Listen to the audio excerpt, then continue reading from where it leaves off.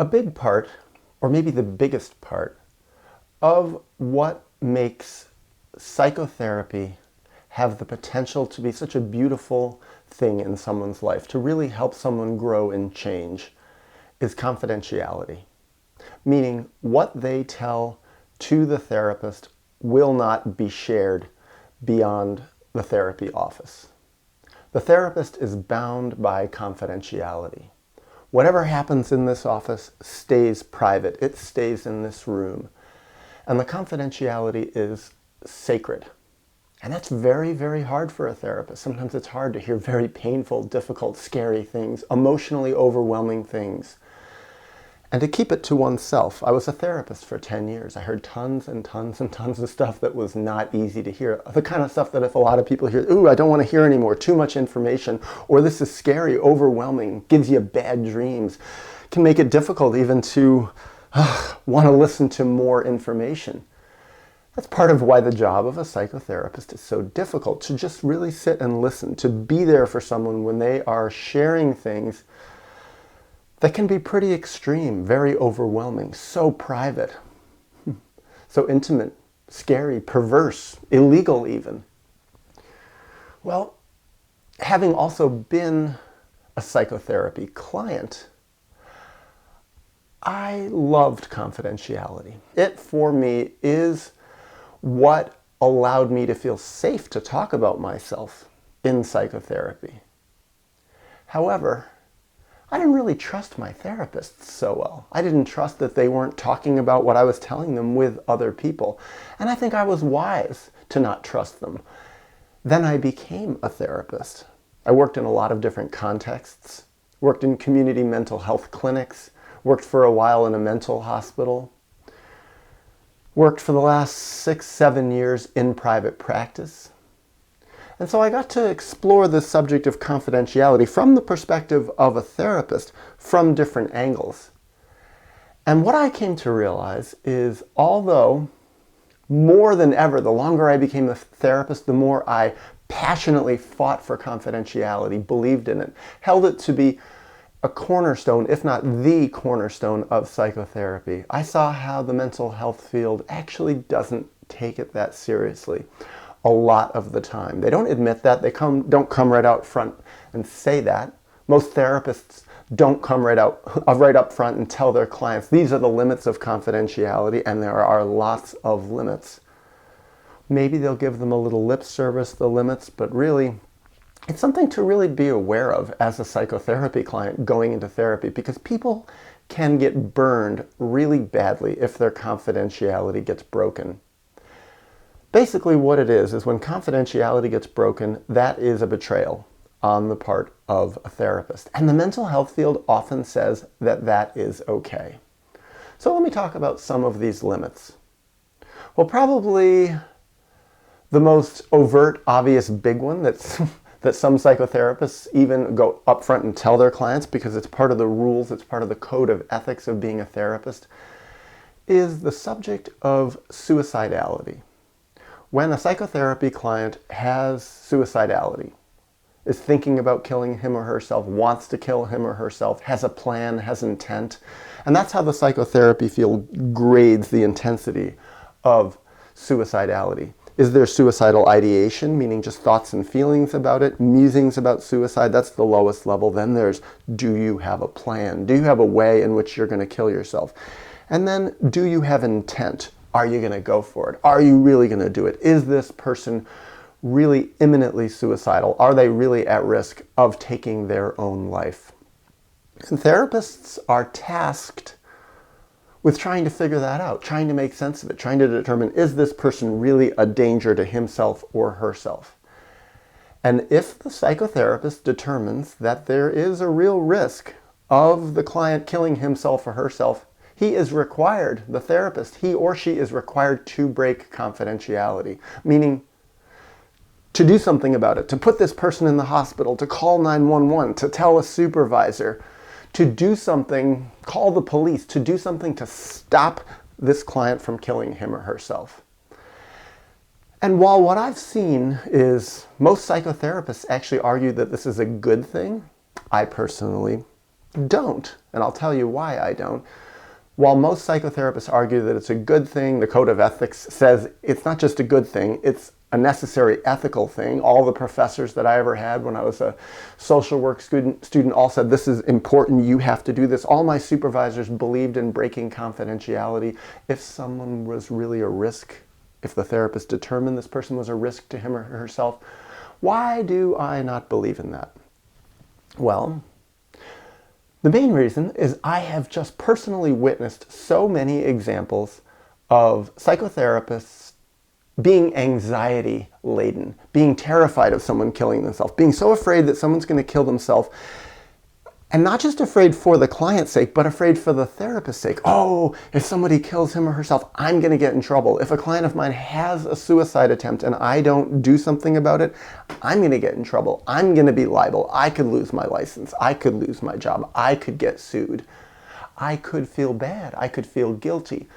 And what that leads a lot of therapists to do is to be trigger happy, to call 911 quickly, to call the police quickly, to do something quickly to stop something that might happen or might not happen. And so what I have seen and more heard stories about is psychotherapists getting so terrified of someone killing themselves. And I'm going to even use the word paranoid because it's an irrational fear that they end up putting people in the hospital and calling 911, getting people sent to the emergency room, getting cops and ambulances coming around people's homes just because someone said a thought and the psychotherapist didn't know how to determine it. They weren't really able to read the motives of the person they were talking with.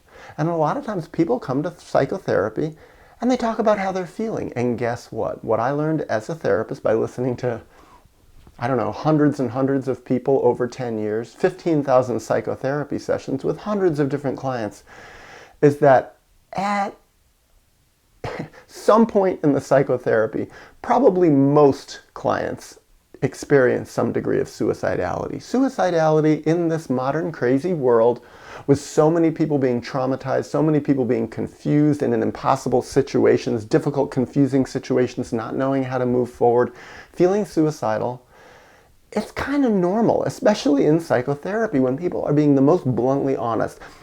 People are told, when you come to psychotherapy, take off your filters, say what you feel, say what you think, don't censor yourself. That is what makes psychotherapy work. And yet therapists sometimes don't know how to handle all this information, especially new therapists. I've heard that. I've heard interns panicking, really panicking. And often they're not panicking in the session. They hear it, they think the person is doing a good job talking about suicidality. But after the session is done, an hour later, 2 hours later, the psychotherapist goes home. 4 hours later, they're sitting at home at night and they realize, I didn't really properly assess for suicidality. I know the person was talking about having suicidal feelings, but maybe they really do have a plan. Maybe they're killing themselves right now. And they panic and they do something and then they call 911 or they call their supervisor, and the supervisor, of course, is usually going to say, oh my gosh, if you don't really know, you have to do something. If you didn't fully assess, if you didn't ask, if you didn't have a confident response on the part of the client that assuages your terror and your fear, you got to do something. I've seen that happen at therapy clinics. I remember sitting, it probably happened 4, 5, 6 times over my time of being a therapist at different clinics, sitting in my therapy office, waiting for a client to come, the door is open, and suddenly police come walking by, ambulance workers come walking by, sometimes holding one of those flat beds that they strap patients to. And I'm like, what is going on? Oh, a therapist down the hall called 911 on a client right in the middle of session. And I've heard this from the therapist, and I've heard this from many, many people who were psychotherapy clients. They're sitting in the office talking to their therapist. They're sharing, about being really depressed, having some suicidal feelings. Not necessarily even anything extreme, the kind of thing that I might have heard regularly and just not even been worried about, but the therapist didn't know how to assess it. It was overwhelming. They were not that experienced. Or sometimes maybe a therapist had gone through a suicide with a client, had a past client kill themselves, and now the therapist himself or herself is traumatized and becomes trigger happy and no longer has a rational ability to assess what is going on, and panics when something comes up that kind of resembles what may have happened in the past. And so what they say is, excuse me, I have to go to the bathroom, or excuse me, I just have to step out of the office for 1 second. And the client's like, okay. And the client's sitting with his or her thoughts. And the next thing you know, the door opens and the cops are there because the therapist went out and called 911. Or the therapist went out, asked a supervisor. The supervisor is like, yeah, you got to call 911 if you're not really sure. Or sometimes the therapist can interpret things or share it with the supervisor in a rather extreme way and make the supervisor get anxious, because sometimes the supervisors can pick up on the therapist's anxiety. I've also heard this one. The client doesn't even know the therapist has a supervisor, never even thought about the concept of a supervisor. So this also goes right into confidentiality, because when a therapist tells something specifically about a client to a supervisor, isn't that breaking confidentiality also? Especially if the supervisor has access to the client's charts, which they do. They know their name. Well, I've heard this happen also. Client says something about feeling suicidal, not necessarily any imminent intent or plan, no real desire to kill himself, just musing, sharing about pain and feelings. Therapist gets nervous, gives some fake reason why they have to step out, steps out of the office, goes to talk with the supervisor, and the supervisor says, I cannot determine it from what you're sharing. I need to talk to the client. So suddenly, the therapist returns with this random person. Who is this person, says the client, that's walking into my private psychotherapy session at an extremely intimate moment, no less, where I was just sharing about some of my most terrifying feelings of maybe not wanting to be alive, existential terror, fear, sadness. It's very healthy and normal for clients to talk about their existential despair in psychotherapy. What better place to do it? And yet sometimes the consequences can be terrible. And suddenly there's this random person, oh, this is my therapist supervisor, who shakes my hand and gives their name. I didn't even know this person existed. And the next thing you know, this person is interviewing me, asking me questions about my suicidality. And suddenly the client can realize, oh shit, I'm in trouble. If I say the wrong thing, I'm going to the hospital. And sometimes it happens. Cops come, take them out, put them in a straitjacket. The next thing you know, the person's in the emergency room, ending up traumatized. I've heard that again and again from clients. Usually they don't want to go back to the therapist. Sometimes they're forced to go back to the therapist. How does it feel to go back to a therapist who ratted you out, who called 911, who got you stuck in the hospital, maybe got you injected with medication?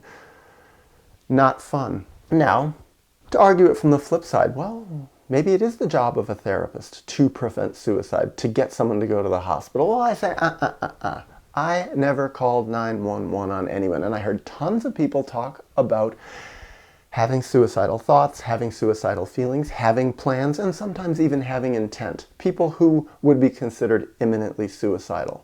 Well, I made a whole other video about that recently. I guess I can link to it in the description box below, about how to work with people who are really suicidal as a therapist. There are so many different ways to work with a client who is imminently suicidal. Plan, intent, ideation, all of it, without breaking their confidentiality.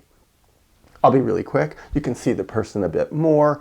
You can work with them more intensely. You can have longer sessions. You can lower their fee. You can check in on the phone more. You can be a better therapist. You can be more caring, much more compassion, much more empathy. Also, make it clear that you're not going to break their confidentiality, that this relationship is so sacred and so honored by the therapist that you really believe you can help this person. Even that through the nurturance you're providing, you love this person. And what I've seen again and again and again, my experience as a therapist, is when people are in an extremely imminently suicidal place, when I as a therapist, and I've heard other stories about this, when a therapist really devotes himself to the confidentiality, to honoring the relationship, to working with the client more intensely, seeing them more, believing that they can come out the other side, people, from what I've seen, don't kill themselves. Maybe it will happen once in a while, but maybe this person is going to kill themselves no matter what. I've also seen that. Therapist breaks confidentiality with the client who is feeling suicidal. Client goes to the hospital, has their confidentiality broken, feels betrayed, and then kills himself in the hospital or when they get out of the hospital. So what I think is breaking confidentiality is probably more likely to lead to suicide. The other thing is, if clients realize that they say the wrong thing and they can get themselves put in the hospital, get the cops called, get the ambulances called on them, they're going to share less in psychotherapy. Who wouldn't do that? I certainly thought there's certain things I probably won't share with my therapist and don't want to because I don't trust them. So especially once someone has had the police called on them, get forced to go to the hospital because of intimate things they shared with a therapist, do you think they're going to trust a therapist so quickly the next time? No, and I don't blame them at all. The other thing is, if people don't trust the therapist so much, aren't so open, aren't so willing to share how they're really feeling, how much can psychotherapy really work? So that's the thing. All this is supposed to protect the client and protect the integrity of the client's life and protect the integrity of the psychotherapy, but often it can work in the exact opposite direction by having the therapist be in a position to be an agent of the state in a way, an agent of outside forces who are here to stop the client from having their independence and freedom. It lowers the sanctity and sacredness of the psychotherapy, such that if the client can't be more honest, they can't get as much help from the therapy. Well, let me jump into another area where confidentiality is so often broken, and that is team meetings.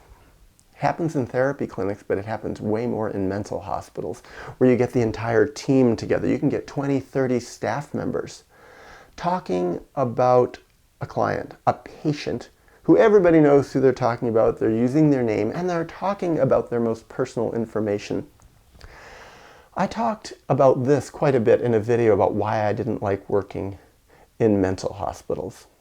So I don't really need to repeat myself so much now, but suffice to say, zero confidentiality. People's most personal and intimate information, when they're getting their period, how often they masturbate, suicide attempts, relationships, their sexually transmitted diseases, all being shared in a very public format, sometimes in places where the clients can even walk by and look in the window, and if they were lip readers, which, by the way, there are clients who are deaf who can read lips, they can see what's going on. They might even guess. Or if they, heaven forbid, have paranoia, which is not uncommon, therapists have it too, that they can think that they're talking about them, and they're probably true at certain points. And it's like the clients are getting dissected for public consumption. And sometimes, to be honest, it's for entertainment value, because a lot of times I think staff members show up just to listen to the morning gossip session. They're not out for the benefit of the client, and they love the breaking of confidentiality. And then, what are those called? Case conferences, where the therapist or a psychiatrist gets up in an auditorium and talks openly about the client's situation and then brings the client up on stage.